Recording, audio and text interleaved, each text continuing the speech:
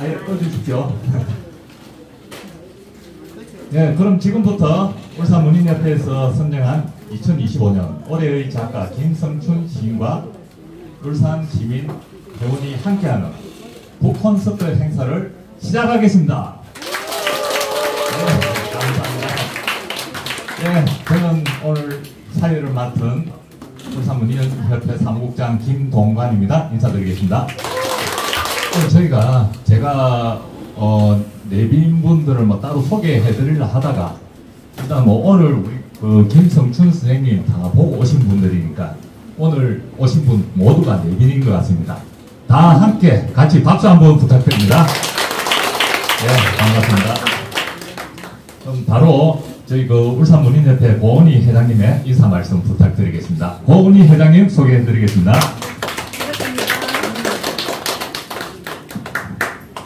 네, 반갑습니다. 제가 김성춘 선생님 문학 토크에서 제가 인사말을 하게 될 줄은 정말 꿈에도 생각을 못했습니다. 제가 등단한 지는 20년이 넘었지만은 그 전에 기자 때 물론 무령고에서 퇴직을 하셨지만 서열중 때 제가 취재를 했었거든요. 그때만 해도 너무나 큰 선생님이라서 제가 감히 말을 붙이기도 너무 막 어색하고 힘들어했거든요. 근데 오늘 이 자리에 제가 인사말을 하게 되니까 제가 감개무량하고 마음이 떨리는 그런 마음입니다. 평소에 김성춘 선생님은 저를 포함해서 모든 선생님들에게 존경을 받는 그런 선생님이시고, 저는 방어진 시편을 읽으면서 굉장히 감동을 받고 어떻게 이런 시를 쓰셨을까, 연작시를 정말 의아해하면서도 존경스러워 했습니다. 오늘 문학 토크 진작에 했어야 됐는데 오늘 모시게 돼서 죄송스러운 마음도 있고요. 오늘 또 비도 왔었고 너무 분위기가 참 좋다는 그런 생각을 하고, 좀 전에 음악도 듣고 있는데 선생님과도 너무 잘 어울리시고, 특히 정말 멀리서 오신 아드님께서 너무 예술적으로 또 생기시고 목소리도 너무 좋으셔가지고 우리의 문학 토크가 굉장히 본격을 올리는 것 같습니다. 감사합니다. 오늘 좋은 시간 되시기 바랍니다. 네, 그럼 바로 올해의 작가로 선정된 김성춘 시인님께 상패 전달식이 있겠습니다.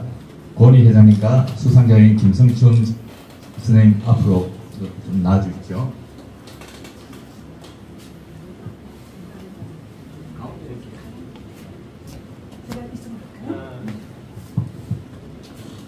상패 올해의 작가 김성춘 시인. 위 작가는 2025년 재단법인 울산문화관광재단에서 메세나 지원 사업의 일환으로 주최한 시민과 함께하는 북콘서트 올해의 작가에 선정되어 이 상패를 드립니다. 2025년 7월 16일 사단법인 한국문인협회 울산지회장 고은희.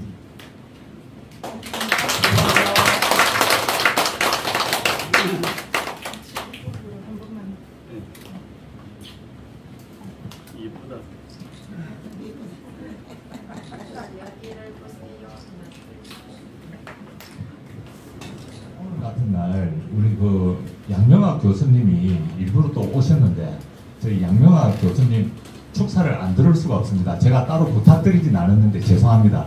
제가 간단하게 축사를 듣도록 하겠습니다. 양명학 교수님께 큰 박수 부탁드립니다.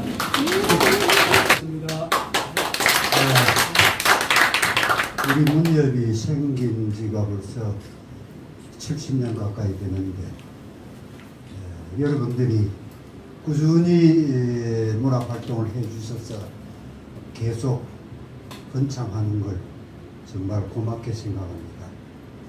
문협이 생길 때 여러분들이 최종두 씨를 기억하는 분도 있고 이름만 듣고 얼굴 모르는 분도 계실 거예요. 그분이 정말로 고생했습니다. 그분이 문협 하나 정하기 위해서 시청으로 군으로 뭐로 뛰어다니면서 애를 써서 겨우 우리 문협이 결성됐어요. 그분은 지금 이제 몸이 아픈 지가 거의 한 30년 가까이 돼서 이 행사 같은 데 나오지 못하는데, 초기에 우리 문협 회원들은 20명 내외 그래밖에 안 됐어요.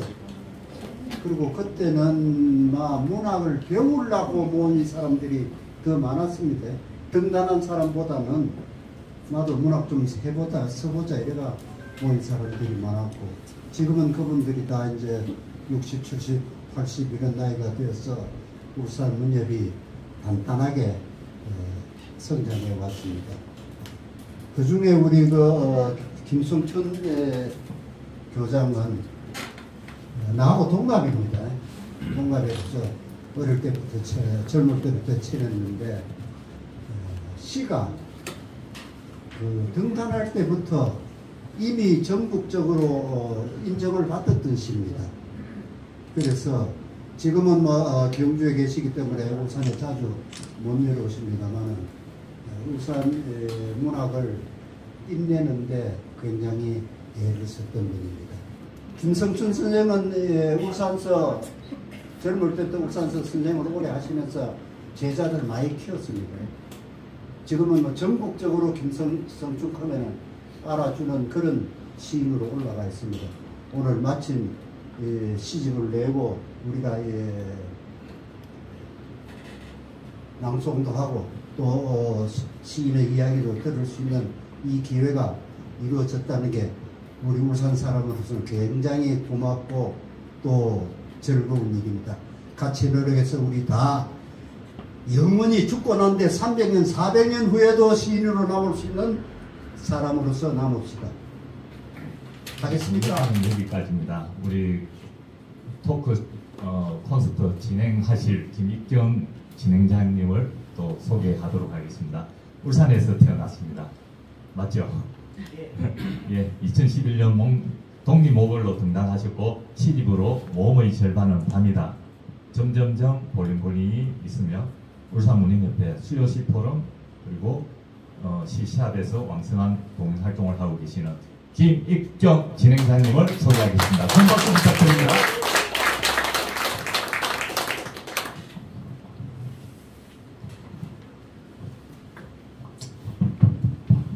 예, 방금 소개받은 김익경입니다.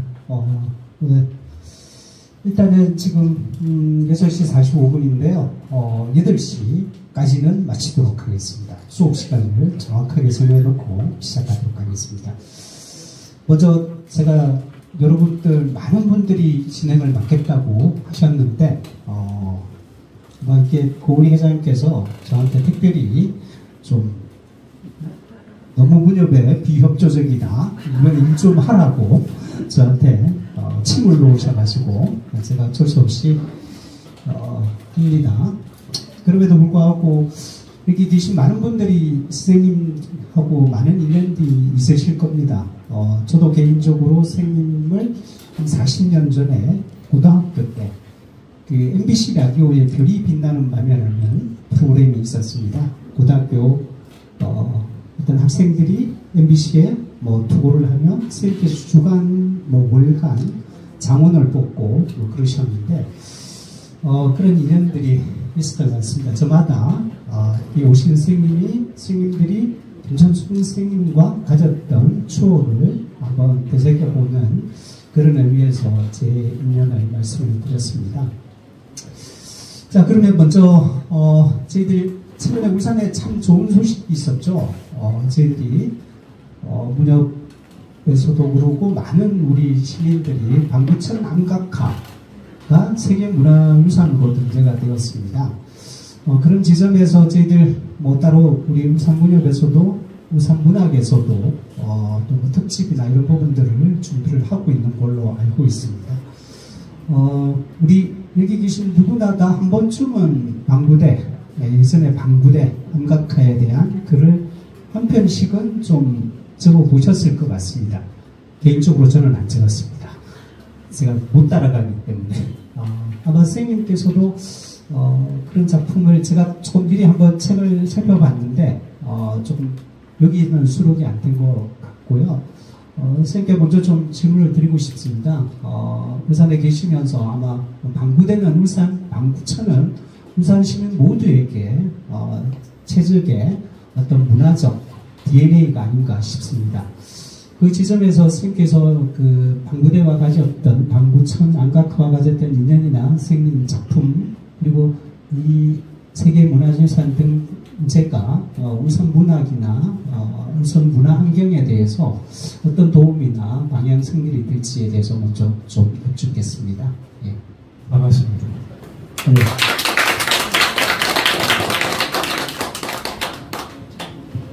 그 방구대 유네스코 등록에 대한 이야기 하기 전에 오늘 너무 고맙습니다.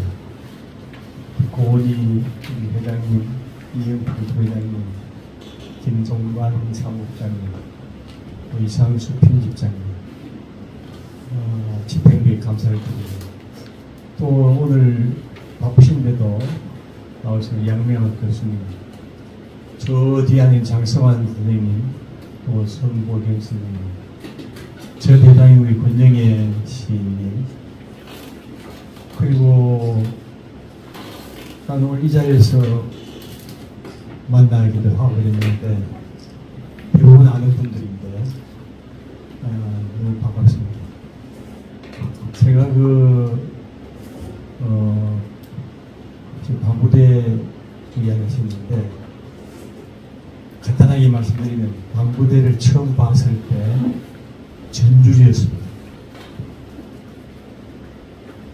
그냥 안각화에 있는 그림이 아니고 저에게는 전율로 다가왔습니다.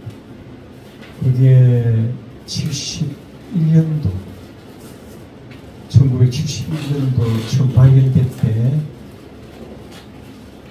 그 무렵에 제가 그때 봤거든요. 물에 이 안각화 잠겨 있었어요.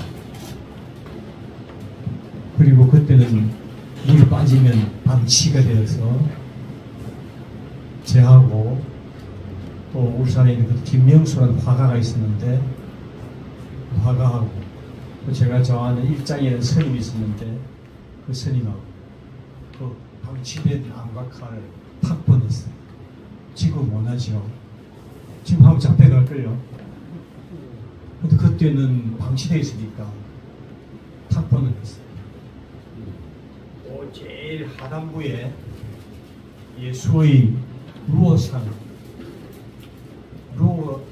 같은 그런 얼굴, 그리고 개구리가 이렇게 5젓가락 편 그게 개구리가 아니고 무당이에요. 무당이 춤추는 그 모습을 이렇게 찍어놓은 그 제일 왼쪽 하단부에 있어요. 무당 모습. 그 당시 샤머니즘이죠. 그러니까 거기에 아시겠지만은 안각화가 재단이었어요. 선사시대 의식들 재단, 교육 장소였어요. 그런 저런 이야기들이 참하고 시도 썼어요. 전주리라는 시를 썼어요.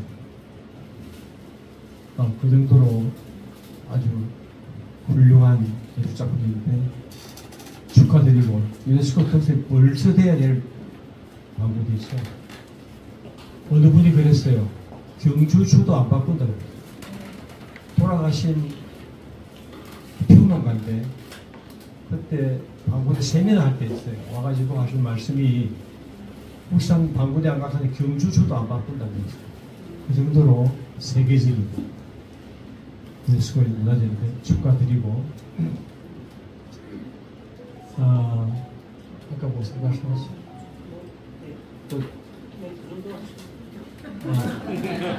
저 보관 고정도 이야기하고 다음 또 늘리겠죠. 예, 그 방구대 안각화에 대한 또 추억 그리고 스님 전율이라는 작품을 저희들 같이 한번 나중에 찾아보도록 하고요.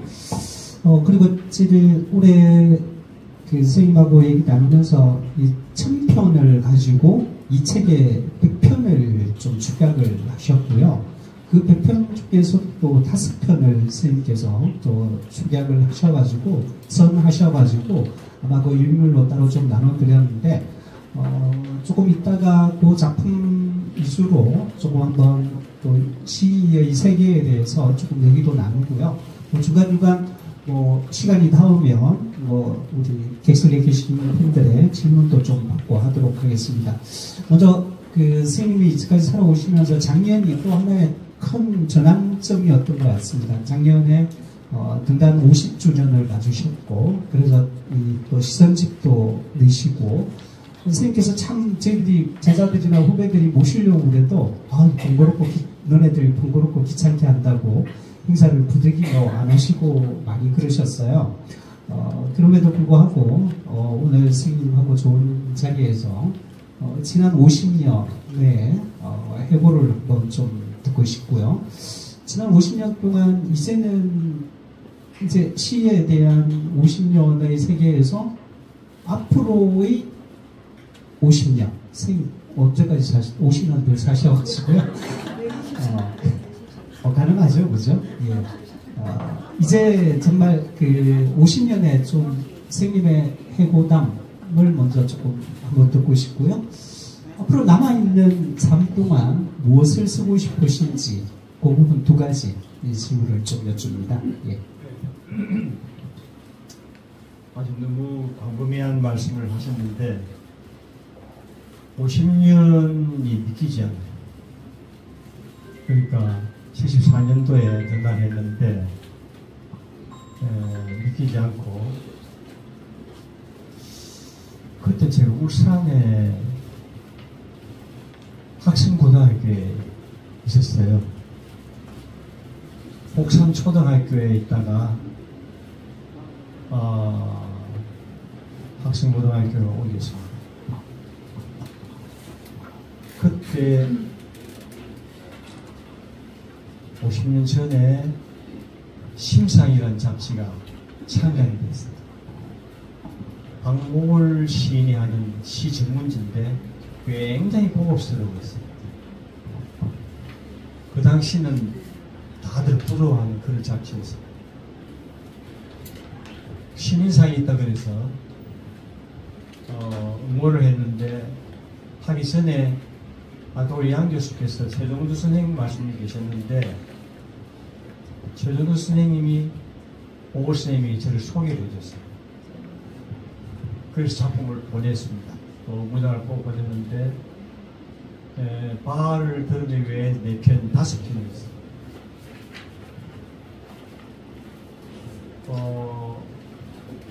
그때 심사위원이 박몽월 선생님, 그 다음에 박남수 선생님, 김종길 선생님 세 분이었어요. 공동 심사를 했습니다. 세 사람이 오케이 해야 되는 거죠. 근데 이 세 분이 아시다시피 대가들인데 작품을 보는 눈이 얼마나 매섭겠어요.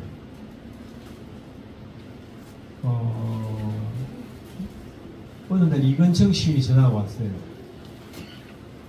김성준 씨 당선을 축하한다고 전화가 왔어요. 그 작품을 내가 10편을 보냈거든요. 그랬는데 10편을 보고 난 뒤에 5편을 더 보내래요. 그래서 5편을 더 보냈죠. 이건정 시인이 처음에 당선 축하 전화가 왔고 그 당시에 그 스텝진으로 이현기 선생님과 김광림 선생님 두 분이 계셨어요. 이 두 분이 보고 5편 더 보내라. 그래서 보냈습니다. 보냈더니 당선됐다고 이건정 시인이 전화가 왔어요. 그 뒤에 그 해에 오늘 저 나와 계시는 저 짝지 강순아 선생님이 조선일보 동아신춘부대 당선했어요. 그러니까 나는 심상으로 나왔고 저 양반은 조선일보 신춘부대하고 대구 매일 이관왕이었어요. 동아로. 그래서 우리 우산문협에서 저를 축하해주기 위해서 무당의 밤을 열었어요. 아마 최은주 선생님이 주관되었는지 그래서 동궁식장인가 여기서 했어요. 그때 모고 선생님 축하해줄 내려왔습니다. 내려와서 그때 아주 축하의 밤이 근사하게 있었어요. 그런 추억이 있고, 그러니까 제가 이제 그 뒤에 지금도 후회되는 게 하나 있는데 등단하고 난 뒤에 여러분 요즘도 그렇지만 한 3년 안에 자기 확 두고 가려고 하는데 3년 혹은 5년 안에 후원자가 됐는데 제가 그때 학생고등학교에 음악생 하면서 밴드부를 만들었어요. 그때 지금 교련이 있어가지고 그런 형사 때문에 밴드를 만들었는데 제가 이제 지도를 다 수업도 하고 다 지도하죠. 그러니까 거기에 시간을 너무 뺏겼고요. 그게 변명 같은데 그때 내가 정말로 치열하게 서가지고 내야 되는데 학교 생활을 또 많이 놓쳤어요. 그게 지금 약간 후회가 됩니다. 지금은 유명해졌죠. 나태주, 이승선, 권다루 공연을 하자고 한 사람은 충청도, 한 사람은 강원도, 한 사람은 경상도, 울산 이렇게 하자고 했는데 제가 그걸 놓쳤었는데 그 다른 친구들은 스타가 됐죠. 나태주도 그렇고 이승선도 그렇고 뭐 권다루도 그렇고 스타가 됐는데 그때 조금 치열하게 했으면 좋았을 텐데 좀 그래야 됩니다. 그러니까 현재 여러분들도 좀 더 지금 얼마나 공부하기 좋습니까? 유튜브 보면 웬만한 이야기 다 들을 수 있잖아요. 그때는 뭐 혼자 공부 안 하면 안 되니까 공부하기 좋으니까 지금 여러분 치열하게 했어요.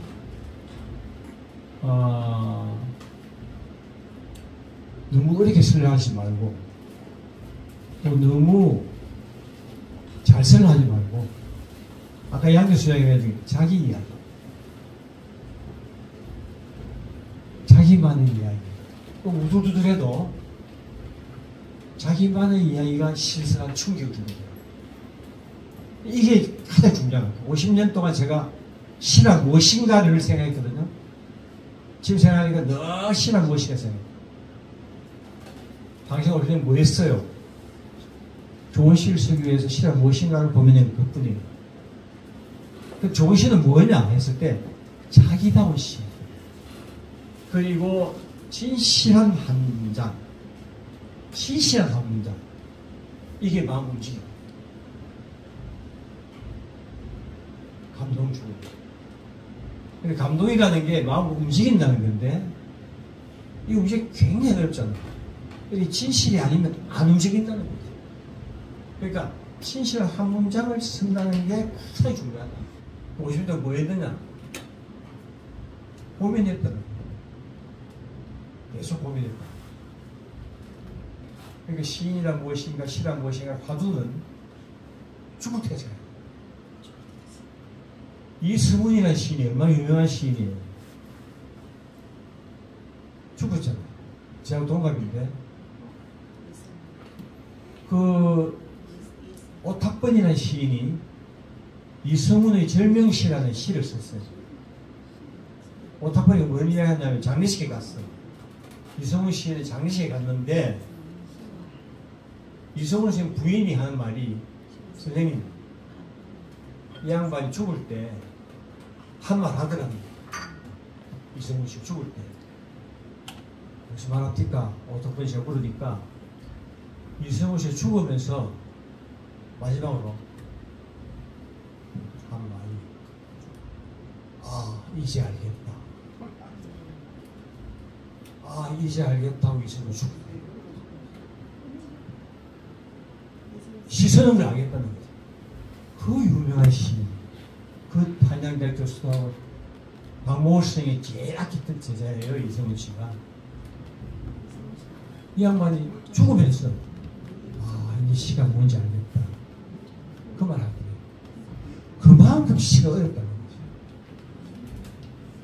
그 한국 유명한 시인이 죽을 때 이제 시를 알겠다. 그러니까 지금 우리는 한참 부르다. 그러니까 나태주가 제가 아주 친한 친구예요. 아주 친한데 보고서인 출신받았거든요. 나태주가 풀꽃 이런 시 쓰잖아요. 자세히 봐야 예쁘다. 오래 봐야 사랑스럽다. 너도 그렇다. 이 석줄이야. 불꽃. 너도 그렇다. 제일 중요한 게 너도. 나 외에는 전부 너예요. 이게 만약에 너도 그렇다 그러고 당신도 그렇다, 그대도 그렇다 이랬으면 죽어. 너도 그렇다는 말이 너 때문에 살아요. 그게 너라는 말이 순수한 우리말이에요. 한자 아니에요. 너, 당신이 그대 아니다. 우리가 시를 쓸 때 순수한 우리말을 쓴다 하는 그 정신도 굉장히 중요한 거예요. 저도 그걸 느끼면 잘 안 되는데 우리말을 써. 그게 자기다운 시가 될 수 있다. 그 북곡 별가인데도 그게 나태주가 떴잖아요. 나태주가 서정시 있는데 그랬어요. 니는 이미 관에 들어갔다. 만석에 들어갔다. 니 시는. 끝났다 했는데 풀꽃 딱 발표하면서 떴어요. 그게 저 서울에 그 뭡니까? 병원인국 걸리면서 떴어요. 그 집 얼마나 잘 씁니까? 자기 딸이 남인의 여자 평론가죠. 서울대학 나와서 지금 잘 썼죠. 아버지하고 딸이 다 유명한데, 예, 제가 어떻게 이런 이야기가 있는지 모르겠는데, 여하튼 시는 너무 어렵게 쓰지 말고 너무 자신하지 말고 자기다운 진실이 담긴 한 줄 그거 써서 그리고 유명해야 된다. 나태주가 더 유명해야 된다. 그러니까 시는 무엇인가를 쉽게 생각하지 말고 지금 여러분 요때 치열하게 써요. 정말로.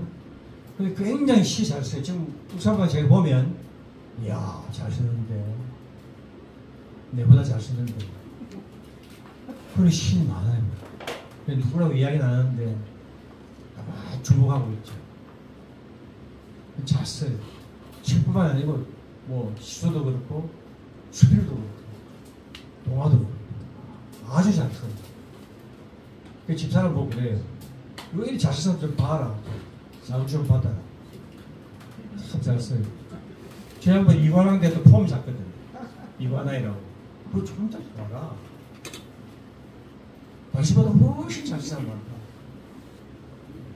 그러니까 책을 쓰시고 항상 시는 무엇인가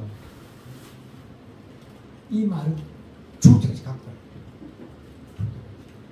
그리고 시 많이 내려가지 말고 그 다음 출판 개념에 많이 나가지 말고 출판 개념이 그거 안 좋습니다. 제가 14번 냈는데 2번밖에 안 했어요.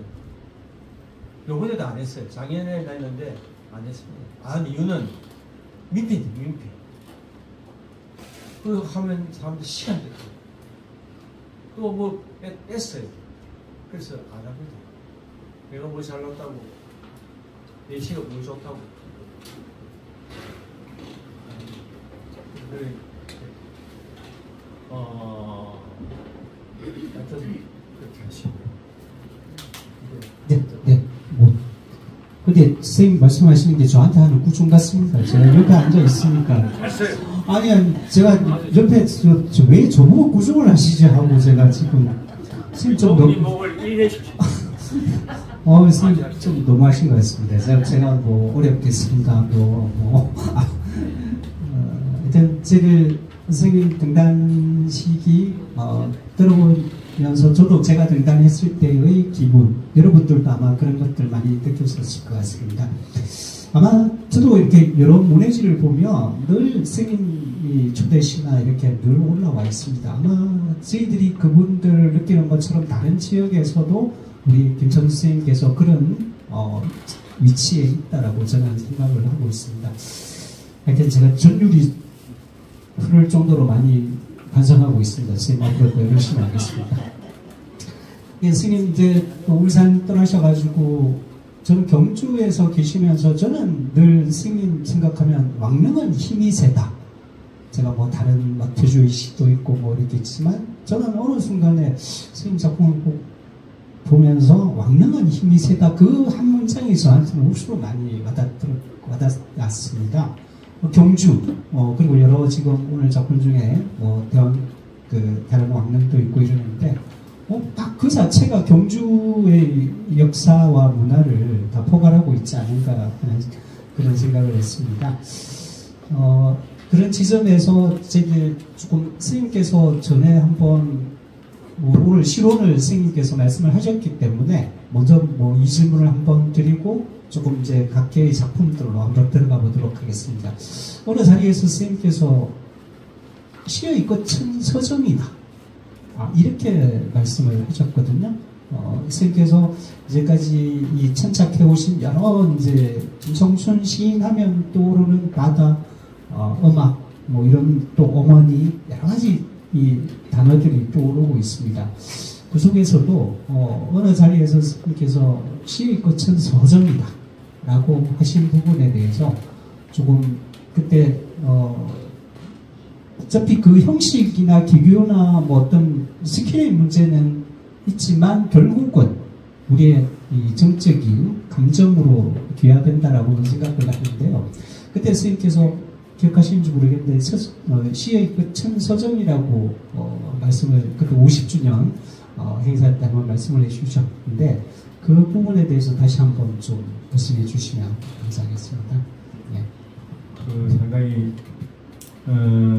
어려운 질문을 하셨는데 시의 끝은 서정이다. 서정시가 중요하다는 이야기인데 그거는 너무 깊이 들어갈 것 같고 제가 여러분들 궁금하고 생각하고 있는 그 바하를 들으며라는 작품에 대해서 그때 5편이었어요. 나온 거에서 5편이었는데 바하를 들으며라는 작품은 저는 대표시로 안 꼽고 싶거든요. 왜 그런가 하면 그때 그 쓸 때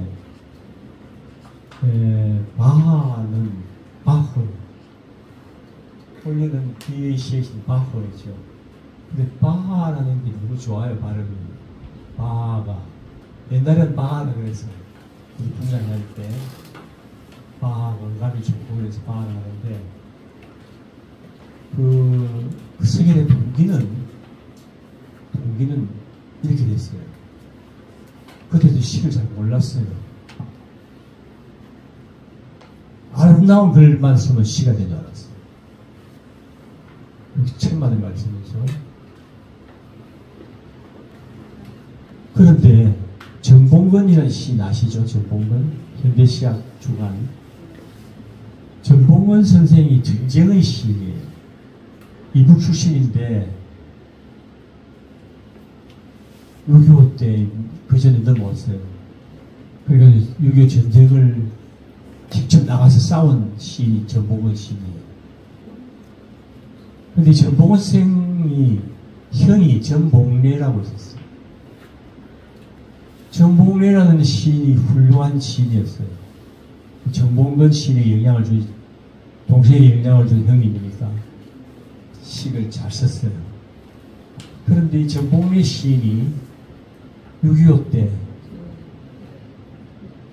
부산에 그 궁핍한 시절에 부산에 유명한 국민들이 모이는 스타라는 지하다방이 있었어요. 그 지하다방에서 바하 음악을 들으면서 자살해요. 그 바하 음악 브란덴부르크 협주곡이에요. 브란덴부르크 협주곡이 1번이면 3번인가 그래요.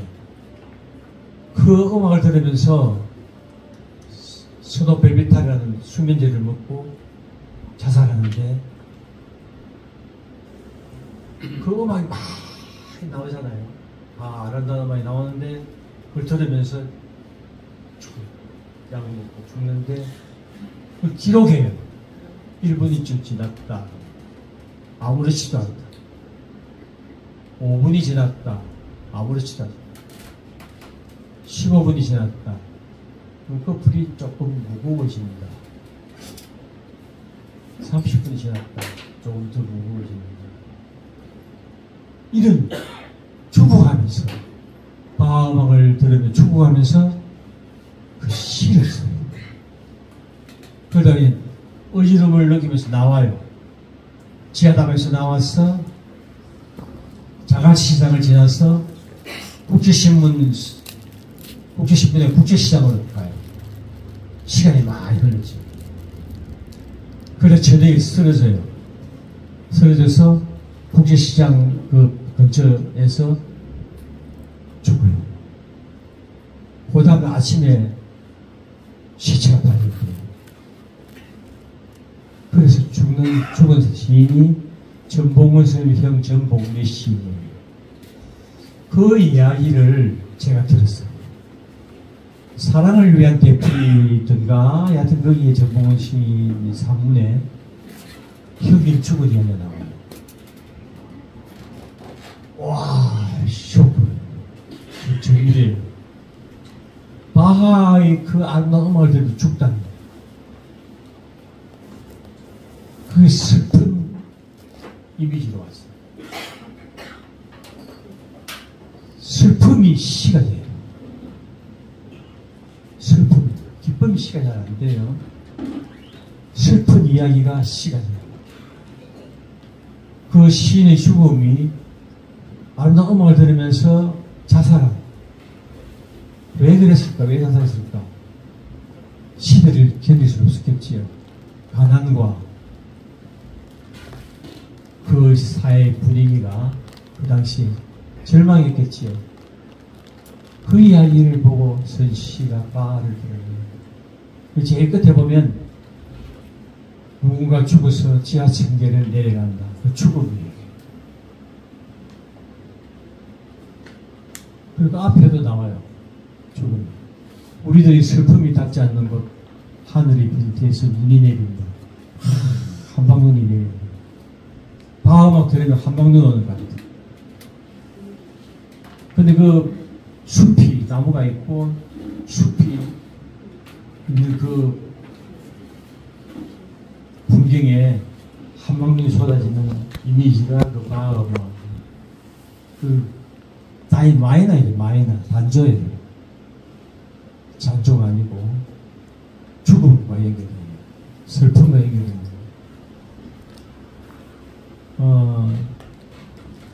아까 서정의 것 그걸 어디 생각하지 말고 서정 시가 어떻게 보면 시 종류가 많잖아요. 모더니즘 시도 있고 뭐 포스트 모더니즘도 있고 뭐 서정적인 시도 있고 안혜시도 있고 뭐 제주의 시, 미래시 많이 있는데 결국 인간의 감정을 건드리는 것은 서정입니다. 희노애락 그 중에도 죽음, 슬픔 이게 서정의 끝이 아닐까 그런 뜻입니다. 선생님께서 바하를 들으며가 최고의 본인께서 생각하시는 선생님께서 생각하시는 최고 작품이 아니라고 말씀하시는 부분에 대해서 저희들은 이제 김철우 선생님 하면 등단자 기도 했었고 이 부분에 대해서 좀 많은 후배들로서는 애정을 가지고 있었는데 그러면 선생님께서 이 5편을 뽑기도 하셨는데 그러면 가장 마음에 좀 더 이게 아니라면 다른 어떤 작품인가요? 대표작은 이번에 내가 작년 50년 도끼를 쓰면서 잡지사에서 청타에 왔을 때 50주년 기념을 좀 서달을 했을 때 뭐 대표 어떤 잡지사 10편 뽑아달라 어떤 잡지 5편 뽑아달라 했는데 한 편 뽑기가 힘들어요. 한 편 뽑기가 그 1000여 편 중에 이번에 시선집이 한 100여 편 됐는데 한 편 뽑기 힘들어요. 무슨 이야기냐면 대표작은 최근에 생긴 대표작이에요. 내가 가장 최근에 생긴 대표작이에요. 여러분도 그럴 거예요. 내 대표작이 물으면 어제 쓴 거 이거 대가 아니겠는데 거기에 대표작이 천사가 있고 그 다음에 물소리 천사가 있고 물소리 천사는 그 사람의 법정스님 이야기예요. 법정스님이 죽었을 때 물소리 천사였어요. 물소리가 깨끗하고 순수하고 우리를 보호시키는 물소리. 그래서 그 법정스님 이야기 물소리 천사고 그 다음에 천사는 그냥 천사예요. 눈에 보이지 않죠. 원의 대상. 음악. 그게 음악. 원의 대상, 음악. 원의 대상. 그리고 우리 손녀가 지금 원주가 피아니스트인데, 거기서 공부하고 있는데, 그 원주 이미지가 천사예요. 원의 이미지. 음악 이미지. 근데 거기 보면 좀 난해해요, 그 천사는.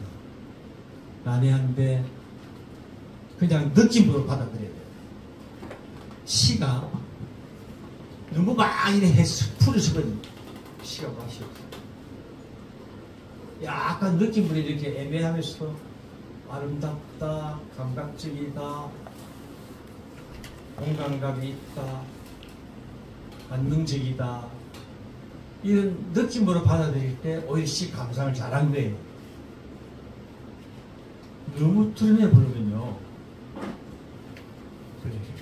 그래서 천사는 조금 예를 들면 별의 몸은 뜨겁다, 울음은 슬픔보다 깊다, 별의 몸은 부서지지 않고 반짝인다. 이 그대로 받아들여요. 음악의 이미지, 아름다운 감각적인 이미지.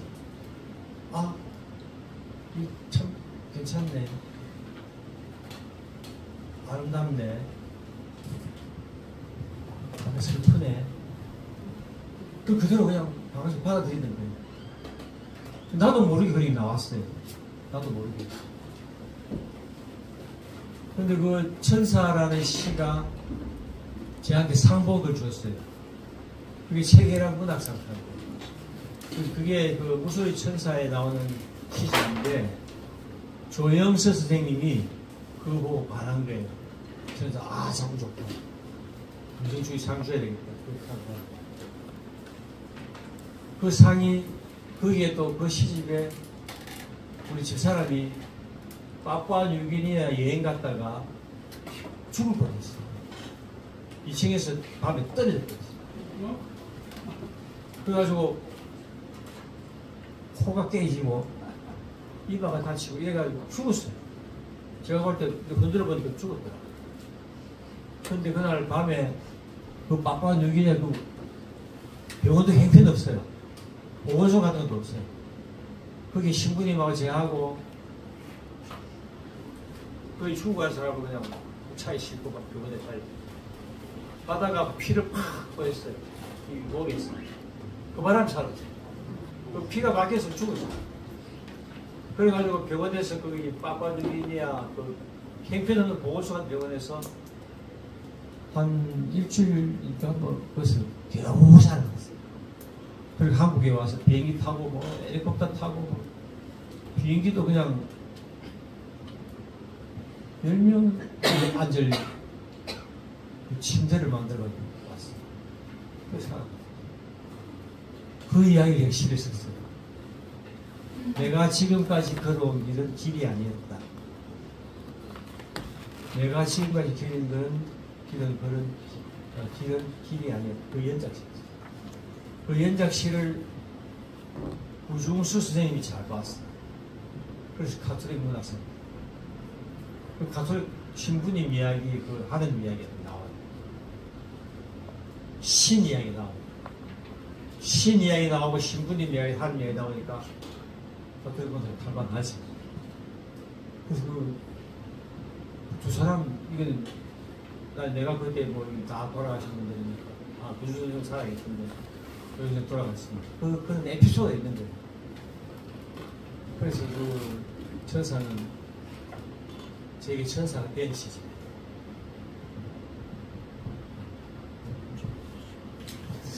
예, 선생님 말씀 들으면 저희들 시를 자꾸 분석하고 막 그렇게 따져보려고 하는 것보다는 그냥 음악을 들으면 소리나 시각이나 무용을 보고 청각, 시각, 문학도 똑같은 이미지가 아닐까 싶습니다. 그걸 뭐 분석해서 보는 것보다 한번 읽었을 때 나에게 주어지는 느낌, 그 느낌의 언어, 그리고 그것이 좀 더 정적으로 좀 색다른 언어로 다가오면 그것이 정점이 아닐까 싶습니다. 그렇게 제가 좀 미리 공부를 많이 했습니다. 그래서 바알을 들으며에 대해서 선생님께서 좀 여러 가지 그 배경들을 말씀을 하셨는데 저희들이 오늘 5작품만 살펴볼 예정이기 때문에 간단하게 저희들이 바알을 들으며를 어떻게 평가되고 있는지 간단하게 급하게 읽어봐 드리면 바알을 들으면은 좀 과거의 음악을 통해 신이 감지한 세계의 정적, 죽음에 대한 직감, 그리고 삶의 감각들을 섬세하게 포착한 시이다. 이 시를 읽는 것은 마치 눈 내리는 오후 음악을 들으며 내면의 소리를 듣는 것과 같다. 요즘 제가 책하고 열심히 대화를 해봤습니다. 이 시를 어떻게 이해할 거냐. 그런 의미가 있었고요. 천사의 이미지는 약간 분석하지 않고 저희들이 그 문장 그대로 이해하는 그런 시로 이해를 하면 될 것 같습니다. 저희들이 조금 그 시를 낭독도 하고 같이 좀 살펴보려고 했는데 시간이 많지 않고 앞서 여러분들이 옥수로 예습을 많이 하시더라고요. 다 낭독도 하시고 그러셨기 때문에 그 부분은 조금 생각을 하도록 하고요. 이제 선생님께서 또 이렇게 50년 동안 시를 써 오시면서 나름대로 또 애성하고 계시는 시가 있으실 것 같아요. 우리 가끔 모임 가면 선생님 노래도 성악도 잘 하시고 하셨는데 오늘은 선생님께서 좀 애송하고 계시는 시가 있으시다면 한번 좀 소개해 주시면 감사하겠습니다.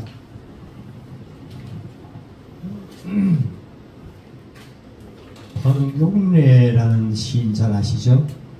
박용래 시인이 대전 시인인데 이 양반 시를 쓸 때 테크닉이 하나 있어요. 모두 배울 만한 게 있는데 시를 외워요.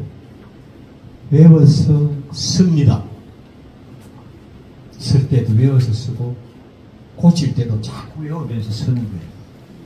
그러니까 운율이 아까 우리 양 교수 말이 운율이 살아있는 시, 리듬이 살아있는 시가 나오는 거죠. 외우면서 고치는 거예요. 아주 좋은 시작법이에요. 여러분들 시를 쓸 때 외우면서 고쳐나가요. 그럼 운율이 살아난다는 거예요. 운율이 살때 감흥이 살아나는 거예요. 낭송할 때도 높낮이가 있어요.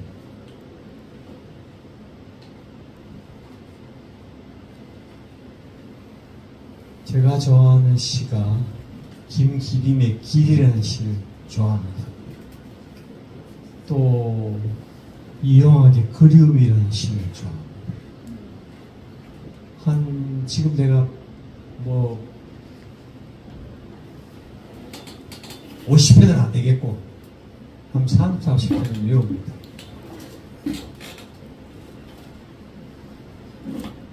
김기림의 길은 문장이 아주 서정적이고 정확합니다.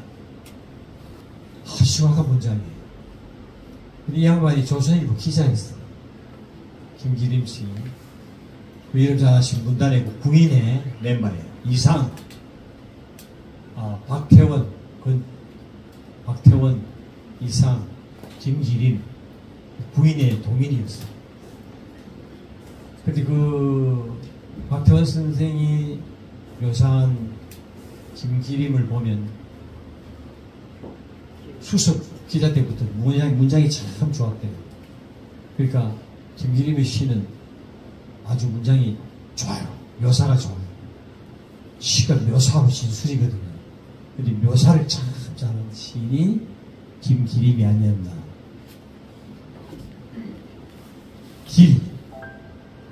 김기림. 나의 소년 시절은 은빛 바다가 예뻐있는 긴 언덕길을 어머니의 상녀와 함께 꼬부라졌다. 내 첫사랑도 조약돌처럼 집었다가 조약돌처럼 잃어버렸다. 그리하여 푸른 하늘빛에 호저 때 없이 길을 건너 강가로 내려갔다가 자줏빛 노을에 흠뻑 젖어서 돌아갔다. 그 강가에는 봄이, 여름이, 가을이, 겨울이 내 나이만큼 댕겨간다. 까마귀도 날아가고 두루미도 떠나간 다음날 누런 모래둥과 어두운 마음만이 남아서 몸서리 칩니다. 할아버지도 언제 난지 모르는 늙은 동구 밖 늙은 어드나무 밑에서 지금도 돌아오지 않는 어머니, 돌아오지 않는 계집애, 돌아오지 않는 이야기가 돌아올 것만 같아서 멍하니 기다려본다. 그러면 어느새 어둠이 지어왔어요. 내 얼굴에 어둠을 씻어준다. 어둠이 기어와서 내 얼굴에 얼룩을 씻어줍니다.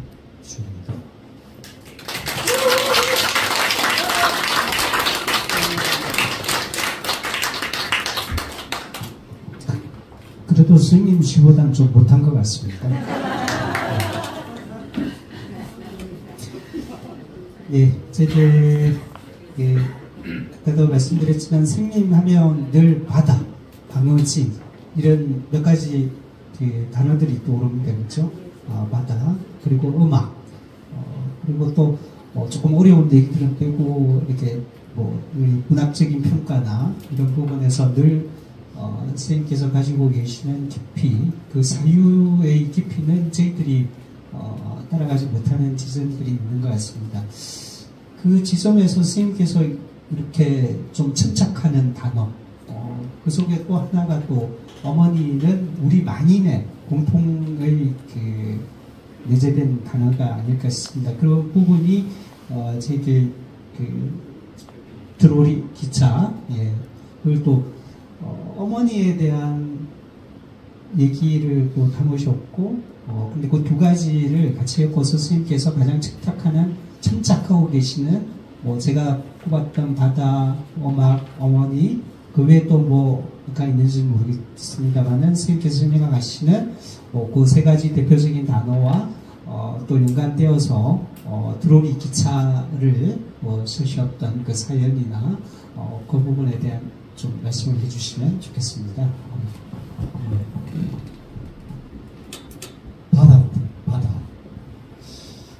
바다 이미지는 여러분이 저보다 더 많이 아실지도 모르겠습니다. 바다. 제가 고향이 부산 영도에, 영도가 태종대가 있는 섬인데, 그 영도가, 부산 영도가 이송도라고, 이송도. 아시는지 모르겠는데, 다리 건너가면 그 이송도 바다가 있어요. 어릴 때 바다가 제 놀이터였어요, 이송도가.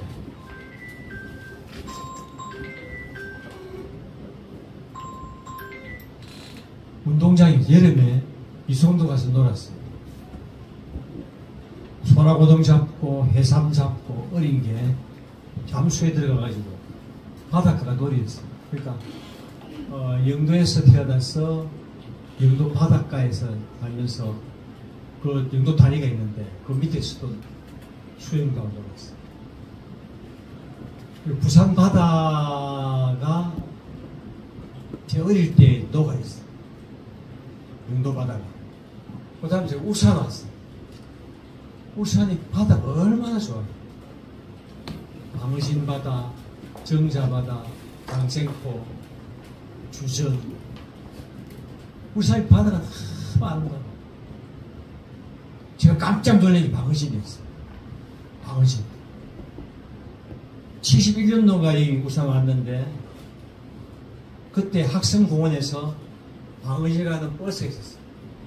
노란 조그만 버스인데 큰 버스가 아니고 그때 현대조선소가 막 시작됐고 현대조선소를 이제 막 닫기 시작할 때 정주영 씨가 떠오르면서 방어신의 그 저기 와 기중기가 돌면서 바다를 메우고 막 이랬어요.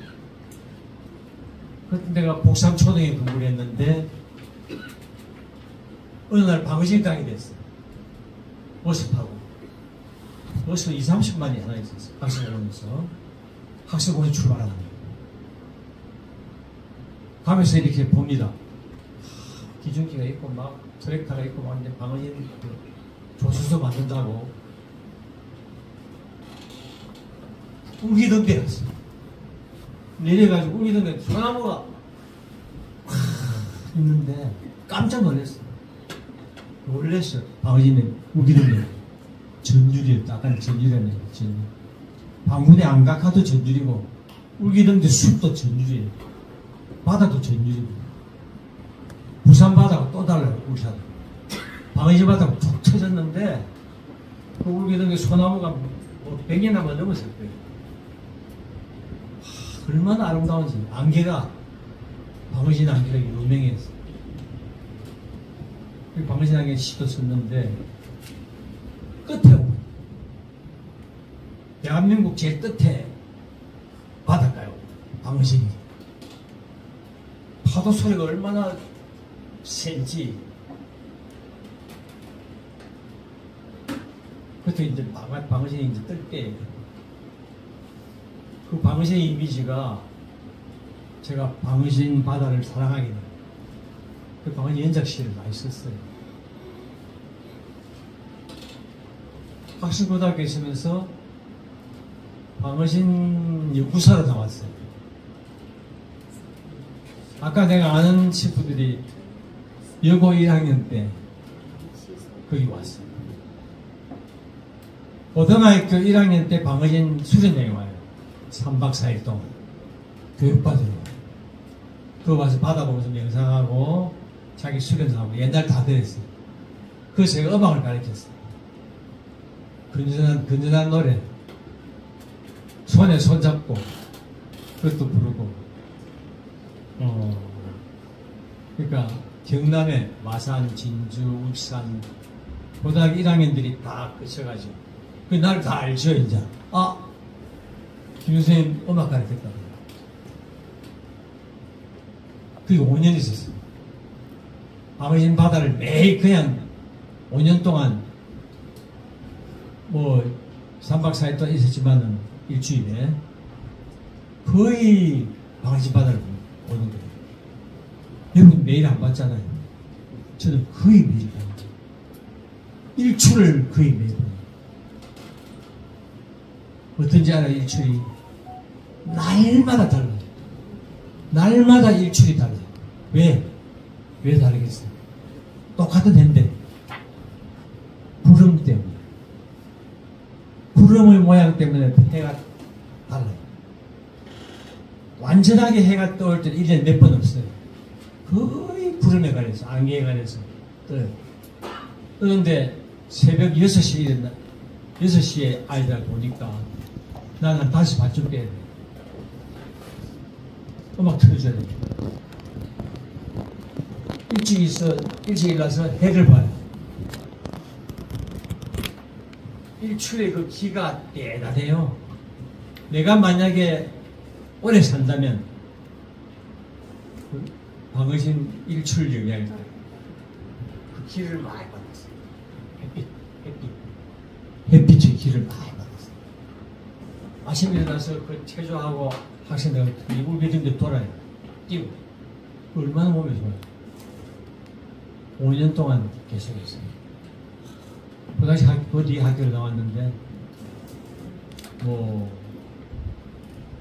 학고, 여상, 화성여고 그 다음에 서예중, 화성여중, 서예중, 물론고등학교가 마지막이었는데 울산에서 30몇 년 살았으니까 그 우리 저희 지휘도 높고 그랬어요.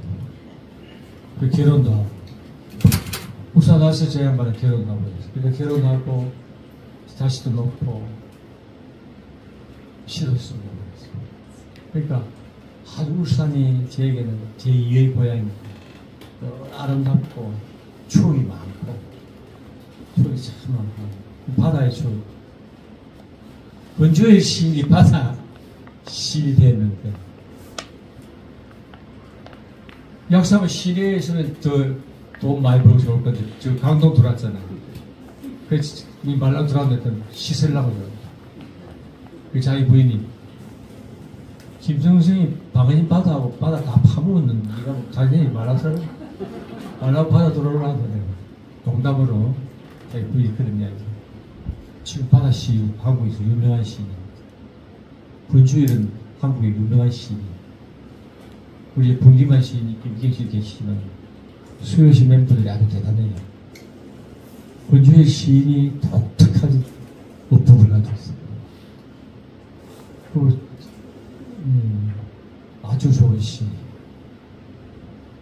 유명한 정부에서 유명한 시인이 이미 됐어요. 자, 바다 어머니 바다 해자 속에 어미 모자가 있어요. 바다 해 속에 어미 모자 바다 속에 어머니가 있는데 눈물이 바다의 원형식이에요. 눈물 짜고 좋은 게 있잖아요.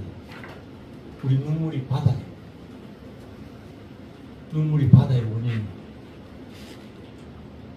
어머니가 있어요. 바다 속에 어머니가 있어요. 그 깊잖아요. 자궁이잖아요. 자궁. 양수잖아요. 여자들 양수. 바다 이미지는 거대한 거울이에요. 바다 이미지는 우리를 내 자신을 비추어보는 내 자신의 내면을 비추어보는 거대한 거울이 바다예요. 어머니예요. 내가 바라보는 바다는 투쟁하는 바다가 아니죠. 내면의 바다. 사색의 바다. 사유의 바다죠. 허마 멜빌의 오비딕 같은 그런 싸우는 신고야 싸우는 그런 투쟁의 바다가 아니고 내면에 떠오르는 어머니가 모성의 바다. 수평선은 죽음이에요. 바다도 죽음. 바다는 천의 이미지예요. 다양해요. 폭풍을 치는 폭풍의 밤이 있는가 하면 호수가요. 천의 이미지가 바다예요. 삶의 이미지하고 똑같아요. 시의 이미지예요. 시의 이미지나 바다의 이미지나 죽음의 이미지나 삶이 똑같아요. 시는 아주 다양한 거예요. 시가 우리 인생입니다. 내 인생의 오늘이 시예요. 그걸 표현하는 게 시예요. 내 시가 내 인생을 뛰어넘지 못해요. 내 시는 내 인생 그 자체예요. 내 시가 내 인생 절대 뛰어넘지 못해요. 내 시가 내 인생이에요. 그러니까 인생을 내 시다. 그런 가지고 바다 이미지와 어머니 이미지인데 어머니가 제일 중요한 이미지예요. 그 시에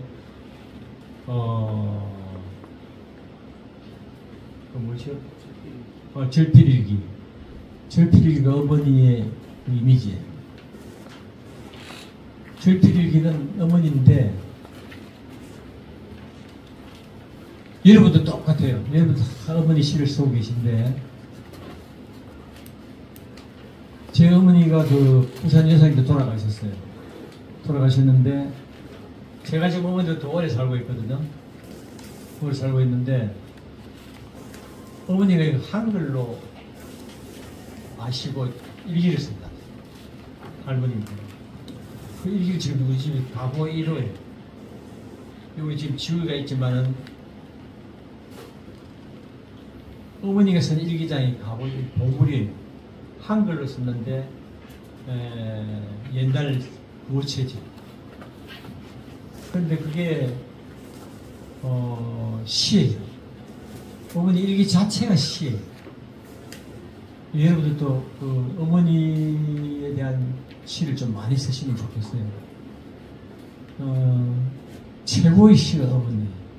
그 절필일기는 오타픈 시인이 좋아해가지고 자기 그 평론집을 싣고 그랬는데 오타픈 시인이 사투리 우리나라 그 우리말을 좋아하는 시인이에요. 사투리가 나오는데 여러분도 사투리 시를 많이 썼어요.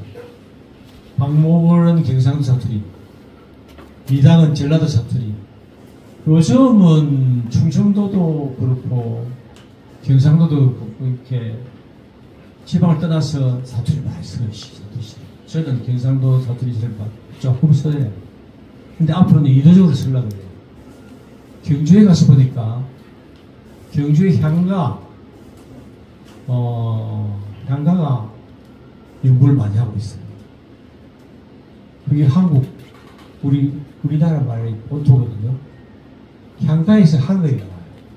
세종대학이 향가를 연구를 많이 했어요. 그래서 향가에서 한글이 나와요. 한글 하면 지금 최고잖아요. AI 시대에 한글이 최고거든요. 그래서 이런 어머니, 바다, 그런 이미지들이 제가 좋아하는 이미지였습니다. 네. 누구나 다 언어 시인이든 자기만의 언어, 자기만의 사유를 가진 자기가 천착하는 단어는 분명히 존재하고 있어야 될 것 같습니다. 일단 스님과 또 다른 우리 세계들을 또 만들어 나가야 될 것 같고요. 시간이 많이 남지 않아서 혹시 제가 객석에서 딱 한 분만 혹시 질문하고 싶은 분이 있으시면 질문하시고 제가 한두 가지 질문 드리고 좀 시간이 제약되어 있고 뭐 한 2시간 넘게라도 많은 얘기를 나눌 수 있는 선생님한테 더 많은 말씀을 듣고 싶지만 좀 여러 가지 제약이 있기 때문에요. 혹시 질문하실 분 있으신가요? 5번만 해야 되겠습니다. 하나, 5. 예, 없는 걸로 하겠습니다.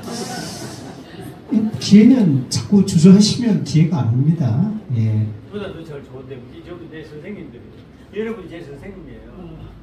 예, 아주 시간 좋아요. 늘 선생님께서 이게 좀 그렇게 말씀하실 때마다 아까 저한테 옥수로 구종하시고 그 다음에는 또 그 말씀 하시거든요.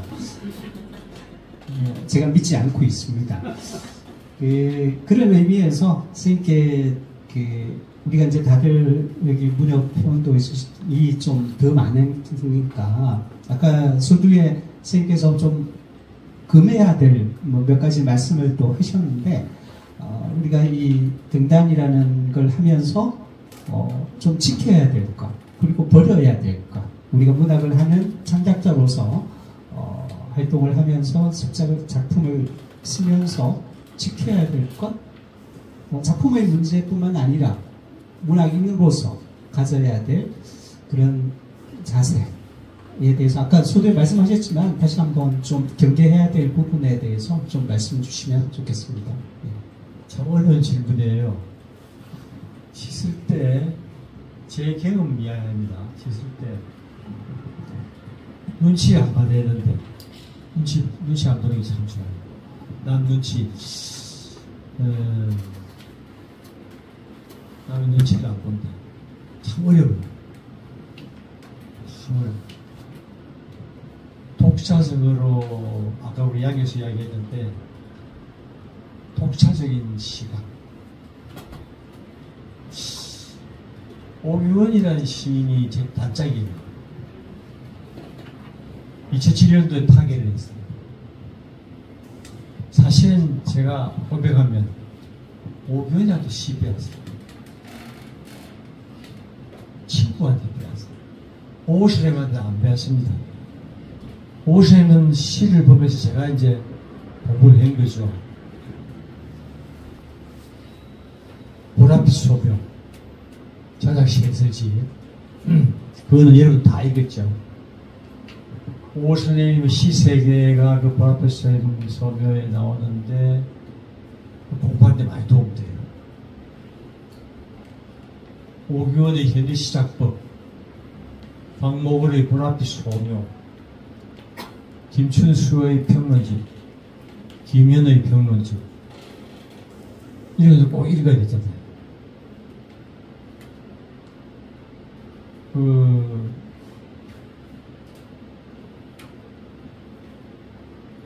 오규원이가 아주 독종이에요.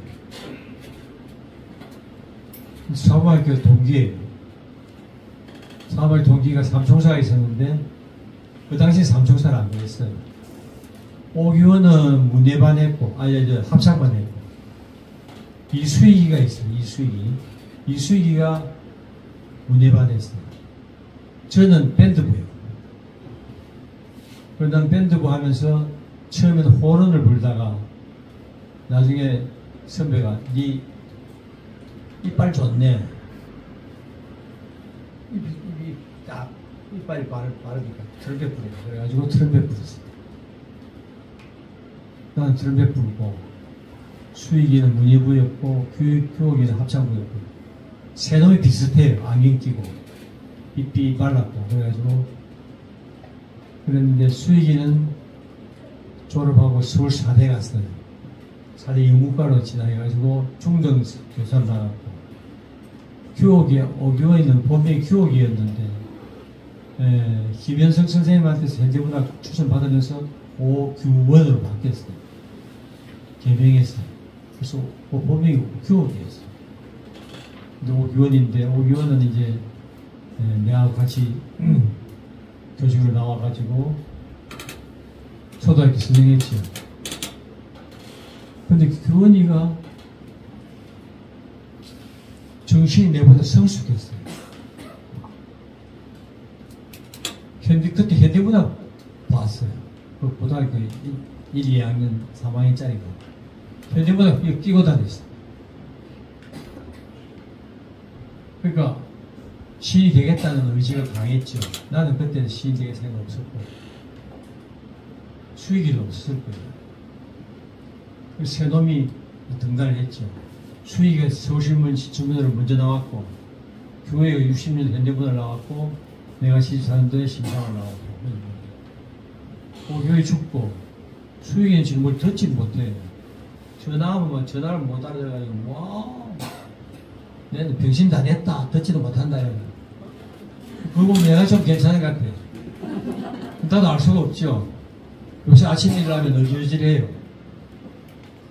그래서 나는 요새 늘 그래요. 내 루틴이.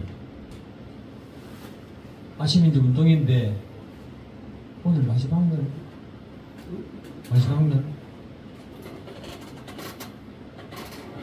날 처음이 아닐까 그런 생각하면서 운동도 하고 그래요. 그러니까 이거 뭐 정말로 먼 것이 가까웠고요. 친구들이 얼마나 많이 가는지 80cm라는 나이가 엄청나게 무서운 나이. 양교수 계시지만은 주위에 너무 빨리 가요. 그래서 농담으로 그래 9시까지 가겠나 그러는데 정말로 그래. 그래서 수익이는 아주 규원은 2007년도에 갔거든요. 시를 제한테 가르쳤어요. 딱 이게 있어요. 내가 선거를 보고 퇴고를 해주는 거예요.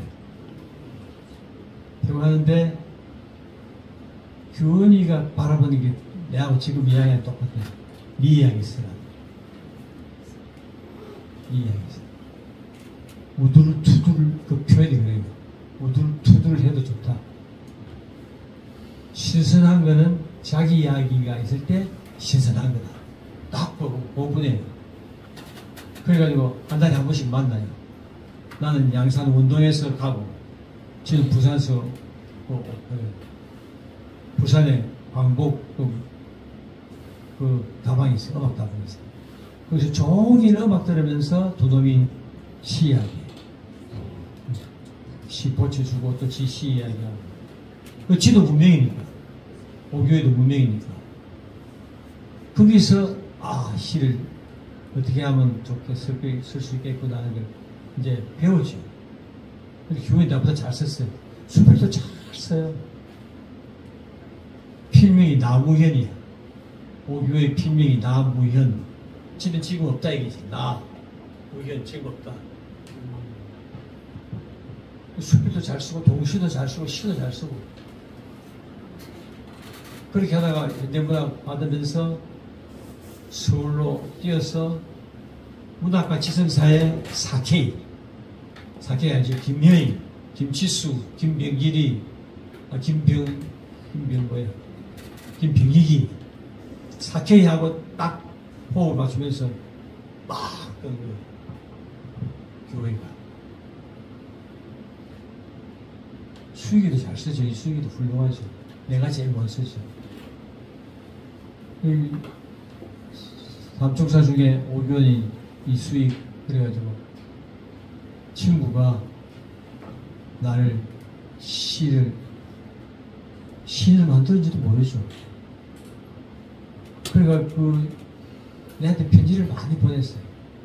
작품 보내면 또 고쳐주고 이래 쓰라. 이번에 이게 안 나왔나. 그걸 내가 시선지로 몇 번 좀 오교의 시장에 없다를 썼지요. 그 오교의 편지가 바로 시예요. 여러분들 편지 있죠? 편지가 시예요. 그리고 신문 기사 있죠? 신문 기사를 좋은 시가 얼마나 많아요.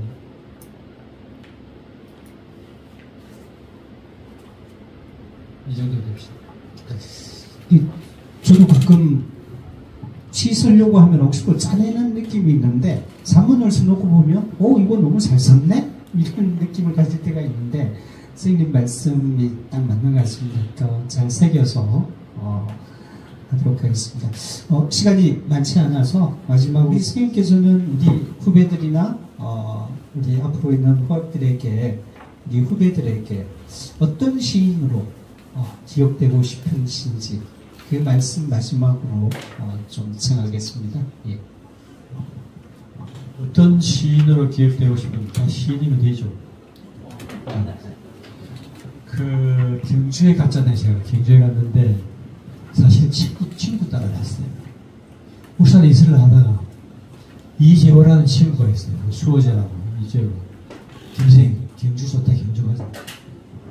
다 꼬시는 거예요. 이재호가. 자기 이웃에 집 사면 된다. 이재호 때문에 갔어요. 친구 따라갔어요.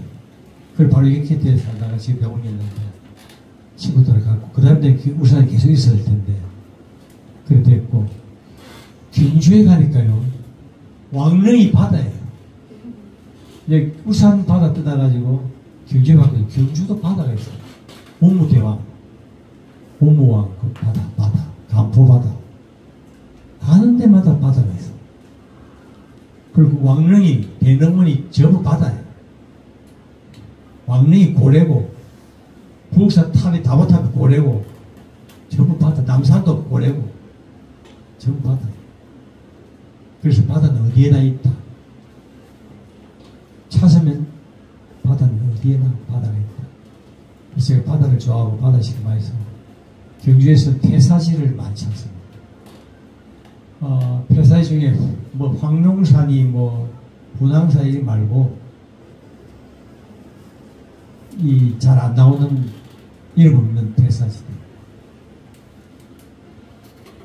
황룡산은 기가 막히는 거예요. 사실은 이런 큰 절인데 뭐가 기가 막힌 줄 압니까?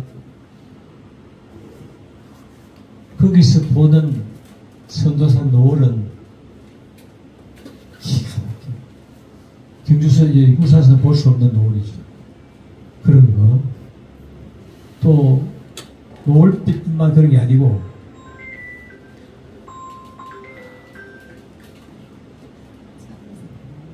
여하튼 경주도 새로운 바다를 만난 곳이고 그래서 좋고요. 이제 앞으로 시는 경주 이야기 쪽에 가겠죠. 왜냐하면 살고 있는 경주니까. 경주가 아주 묘한 곳이에요. 그로데스크예요. 아주 묘한 곳이에요. 환상적이에요. 여기 김옥곤 선생이 안 나왔는데 김옥곤 선생 고향이 경주예요. 김종원 형도 경주가. 김종원 형 경주시요. 어디? 교동. 교동이구나. 그래서 김종원 형하고 김옥곤 형이 경주 출신이에요. 그 경주를 한영채 시인도 경주인데 묘한 것이 왜 묘하냐면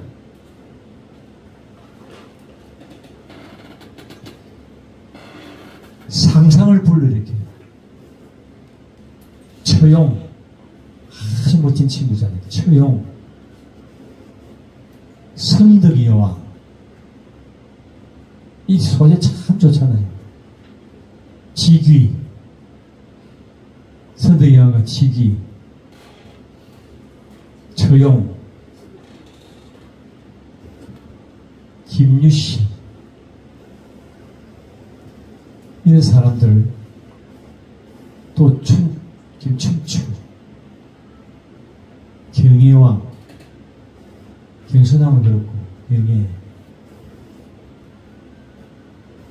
여튼 그 왕들의 흔적, 또 향가, 소재가 무궁무진해요. 그래서 이 매력을 많이 느끼는데, 앞으로 나면 그쪽에 나가는 경주 사투리 시를 좀 쓰고 싶은데 잘 안 돼요. 치열하게 안 하면 안 나와요. 치열하게 안 하면 이 시가 꼭 여자 같아요. 아양을 많이 들고 해야 좀 봐줄까? 내가 안 봐줍니다.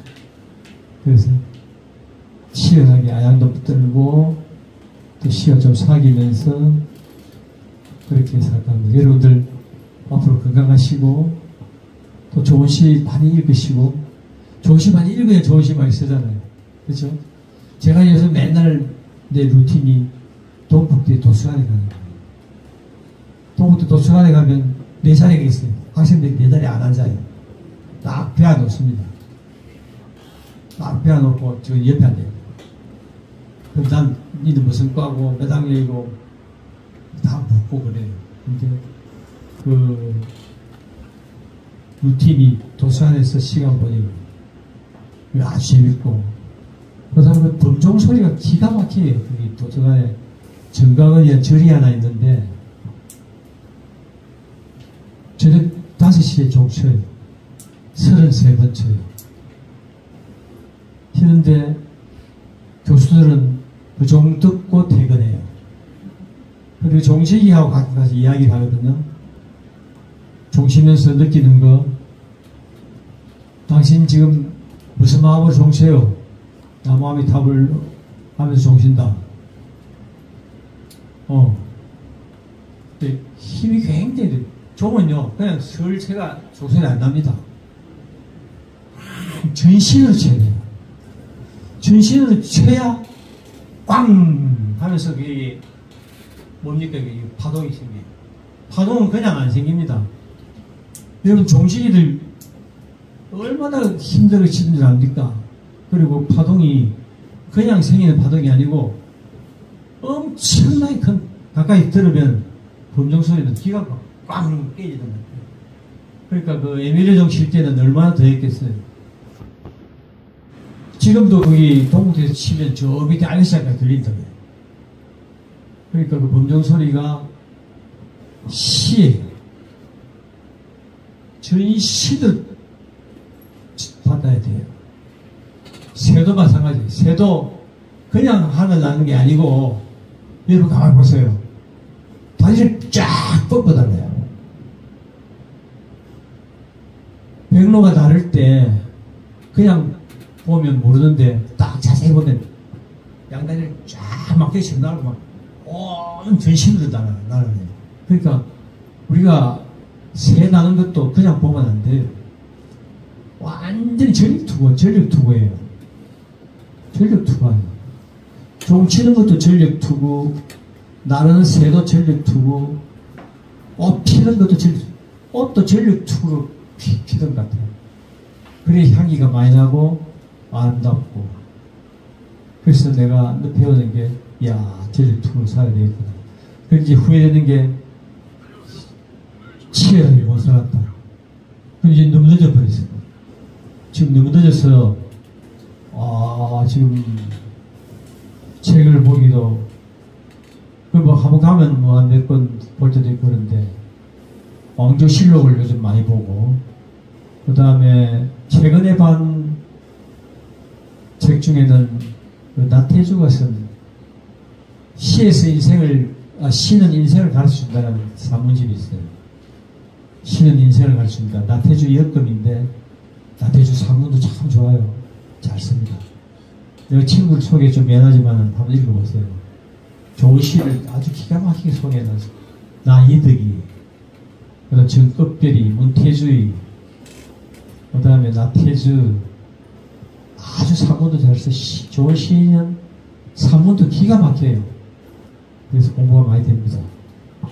아무튼 오늘 좋은 시 많이 쓰시고 건강하시고, 딱 제가 미안한 게 오늘 그 늦게 나오신 분 제 선집을 못 드렸는데 제가 시집을 많이 안 찍었어요. 그래서 20권만 가져와서 대단히 죄송하고, 꼭 받고 싶으면 저한테 편지를 주시면 좋겠습니다. 죄송합니다. 부족한 이야기 죄송합니다. 양해해 주십시오. 예, 그 선생님 요즘 경주 얘기 많이 하시는데 선생님은 제가 울산 시인, 경주 시인 아니잖아요, 그렇죠? 전국 시인이시죠? 그리고 선생님께 한 가지 부탁드리고 싶은 거는 노을은 보지 마시고요, 일출만 보세요. 네, 그 말씀드리고요. 노을은 별로 안 좋은 것 같아요. 아까 일출 보시고 힘이 나신다고 하셨으니까 아주 좋은 충고를 하셨어요. 앞으로 일출만 보도록 좀 좋은 해주시고요. 알겠습니다. 예, 마지막으로 그래도 노을은 봐야 돼요. 적당히 보시고. 노을은 예. 봐요. 예, 마지막으로 우리 선생님의 시처럼 조용하지만 단단한 울림이 있는 그런 세계를 가지도록 열심히 노력하겠습니다. 네. 아까 시 외우던 이야기를 했던데, 제 루틴 중에 아침에 일어나면 웬만하면 성경 한 기절을 봅니다. 신약 성서 중에 한 기절을 꼭 읽습니다. 그게 하나 루틴이고, 그 다음에 잘 때는 웬만하면 그날 읽은 책 중에 마음에 오는 구절 하나 읽으면서 잡니다. 그 다음에 또 루틴 중에 하나는 암송을, 산책을 하면서 암송을 합니다. 암송하는데 암송할 때도 있고 다 잡을 때도 있는데 가능한 암송을 합니다. 그 다음에 루틴 중에 하나는 헬스는 꼭 합니다. 꼭 하고 그 다음에 도서관에 가서 책 읽기는 꼭 하고, 그 다음에 종소리를 꼭 듣습니다. 5시에 들리는 종소리는 꼭 듣습니다. 범종소리 꼭 듣기, 아침에 성경기절 하나 읽기, 그 다음에 산책하면서 시 암송하기, 이건 제 생활의 루틴입니다. 이용학이라는 시인이 있는데요, 제가 참 좋아합니다. 오랑캐꽃이라는 시집을 냈어요. 군수령이라는 시도 내고 오랑캐꽃이라는 시도 이용학이 납북돼가지고 한 시예요. 근데 이용학의 시 중에 그리움이 있는데, 그리움이라는 시는 시인이 대부분 쓰잖아요. 그런데 이용학의 이 그리움은 그 뭐라 그럴까요? 한방눈인데 참 좋아요. 눈이 오는가 북쪽엔 한방눈 쏟아져 내리는 험한 벼랑 굽이 돌아간 백무선 철길 위에 느릿느릿 달리는 화물차의 검은 지붕에도 연달린 산과 산 사이 너를 남기고 온 작은 마을에도 복된 눈 내리는 잉크병 얼어터지는 이런 밤에 어쩌자고 잠은 깨어 그리운 곳, 차마 그리운 곳, 눈이 오는가 북쪽에 한방눈 쏟아져 내리는가. 눈이 오느라 북쪽에 한 방울 쏟아지는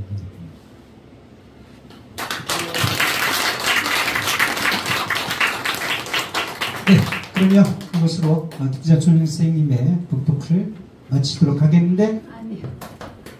할 얘기도 없고요. 저는 경기가 좋아서 나중에 가면은 나 아는 사람들도 경제를 많으니까 아주 잊혔던 사람들도 만날 수 있을 거다 하고 경제를 봤어요. 그런데 왕릉에 대한 제가 동화도 많이 썼는데 지금 그 누구 왕릉이라는 게 아무데도 나오질 않아요. 그래서 경주 왕릉은 정말 다 이름을 잘 모르거든요. 몰라서 제가 거기 동화 가서 어떤 아이들이 그래요. 아, 왜 경주에는 그렇게 이렇게 자기 이름을 넣지 않았을까요? 그 왕들은. 그러니까 그 왕이 그래요. 내가 왕이었을 때는 정말 모든 사람들이 나한테서 벌벌 떨었지. 그렇지만 나는 지금 죽어서 한줌 흙이 되어 이렇게 그 봉황대 보면 막 나무가 몇 그루나 있는 저기 나무들이 있거든요. 이렇게 나무를 키우는 버름밖에 되지 못하고는 내가 뭐라고 남긴들 그게 무슨 소용이 있겠느냐. 그러니까 모든 그 경주인들에는 다 이름이 있든 없든 그런 사연들이 있어요. 거기서 매일 아침마다 저 글을 써라고 집에서 쓰라고 도서관으로 출근을 하는데 저는 집안일을 하다 보면은 그렇게 쓸 여유가 없습니다. 그래도 제가 20년도부터는 매년 한 권씩 책을 냈습니다. 작년도 12월 20일에 동화를 하나 냈고 올해 6월 7일에 한 권을 냈는데 그걸 오늘 가져오지 않았습니다. 근데 매일 도서관에 가서 깨알같이 그 이렇게 두꺼운 공책 1년에는 5, 6권을 매부를 해가면서 써와요. 그러면서 맨날 도사 같은 얘기를 해요. 죽고 사는 것 외에는 중요한 거 하나도 없다. 이렇게 뚜껑을 가지고 따지고 얘기를 하지 마라. 그래서 나는 항상 아이고 나는 도사하고 하네. 저는 좀 힘이 될 때도 있지만 잔소리를 안 해서 좀 편할 때도 있습니다. 그냥 그리고 요새는 건강을 위해서 음식을 찾는데 많이 신경을 쓰고 있어요. 먹고 사는데 잘 먹어야 또 오래 살잖아요. 건강하게 살아야죠. 오늘 이렇게 와주셔서 감사합니다.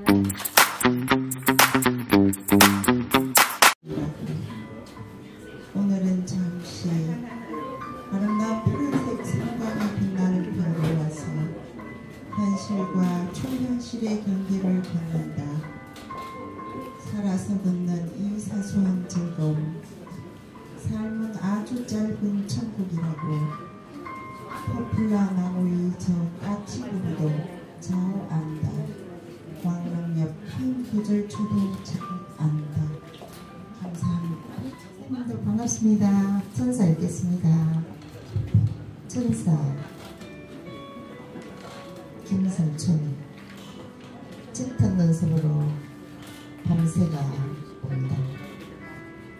어린 별들의 몸이 뜨겁다.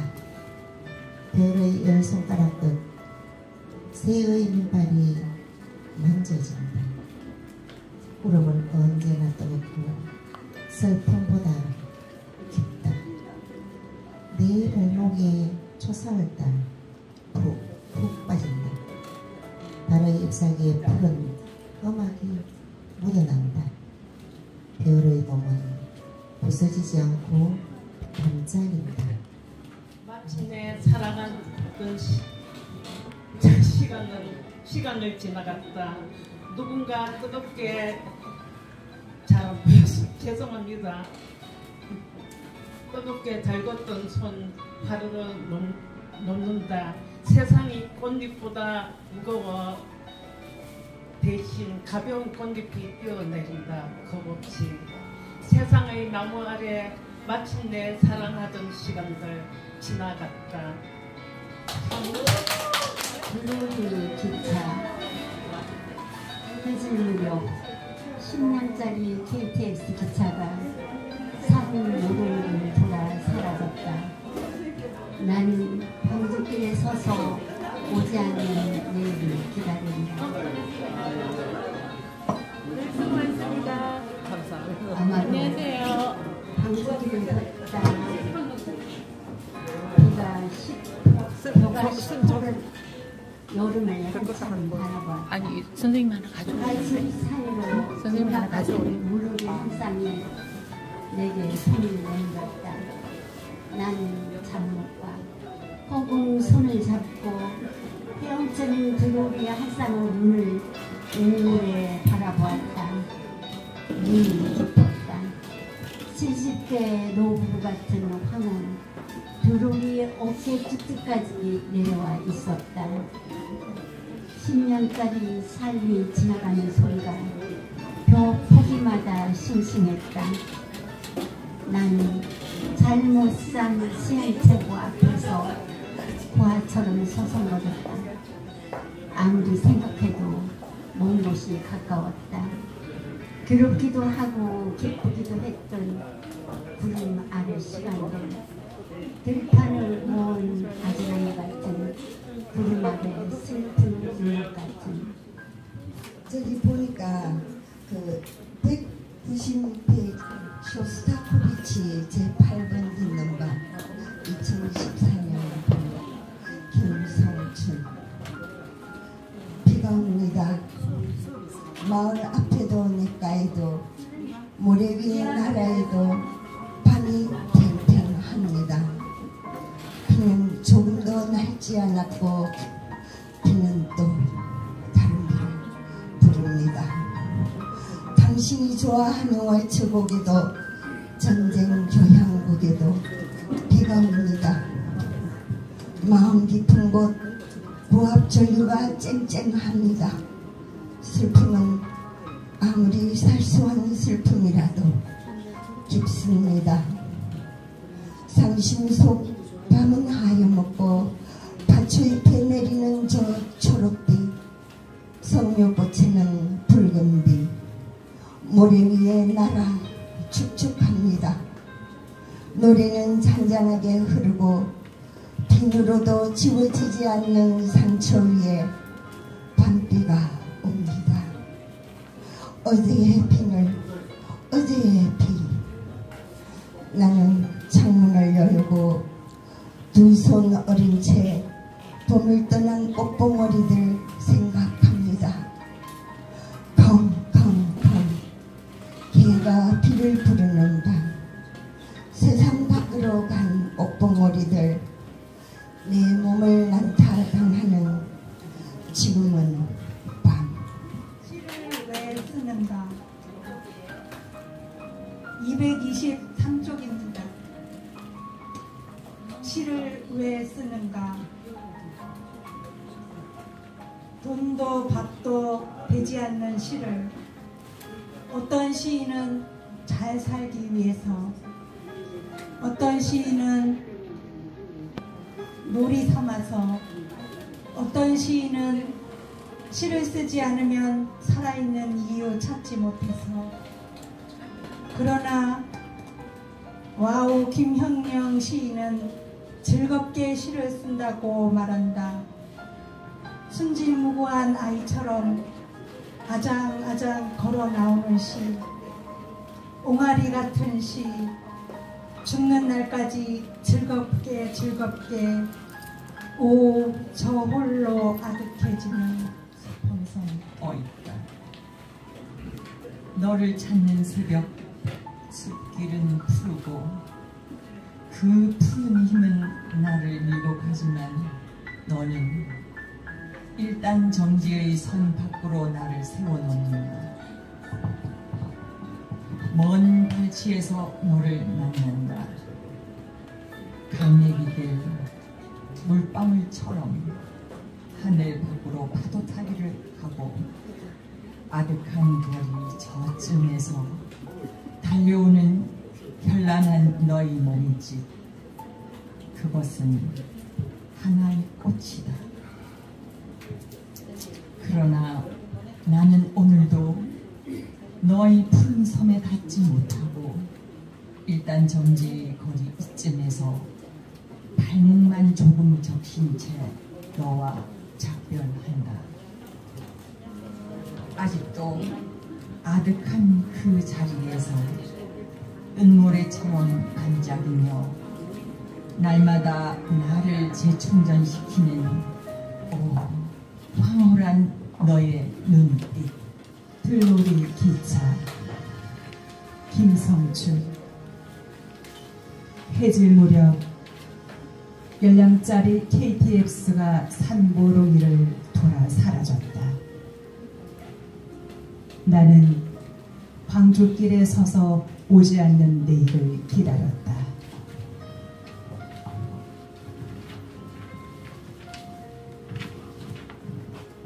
아파트 방주길을 걷다 벼가 시퍼런 여름을 한참 바라보았다. 갈숲 사이로 음악 같은 돌놀이 한 쌍이 내게로 손을 내밀었다. 나는 잡목과 허공의 손을 잡고 헤어지는 돌놀이 한 쌍의 눈을 오래 바라보았다. 눈이 깊었다. 70대 노부부 같은 황홀. 들놀이의 어깨축지까지 내려와 있었다. 열량짜리 삶이 지나가는 소리가 벼 포기마다 심심했다. 나는 잘못 산 시행착오 앞에서 고아처럼 서성거렸다. 아무리 생각해도 먼 곳이 가까웠다. 괴롭기도 하고 기쁘기도 했던 구름 아래 시간들. 들판의 먼 아지랑이 같은 구름 아래 슬픈 음악 같은. 감사합니다.